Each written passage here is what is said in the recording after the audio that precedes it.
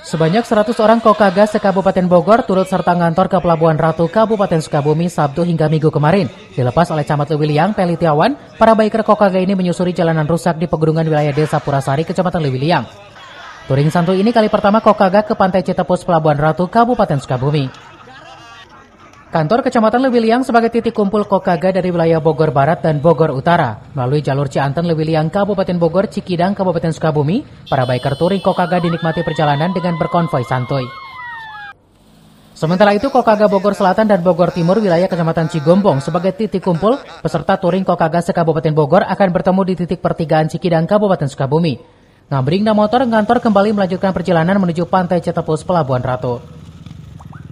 Kegiatan kali pertama touring Kokaga tidak hanya sekedar berkendara motor, melainkan aksi kepedulian ditunjukkan Kokaga dengan memberikan paket terhadap anak yatim di wilayah Desa Purasari, bertempat di Desa Negeri Cianten, perbatasan Kabupaten Bogor dan Kabupaten Sukabumi. Dari Lewiliang, Kabupaten Bogor, Iman Abdurrahman melaporkan.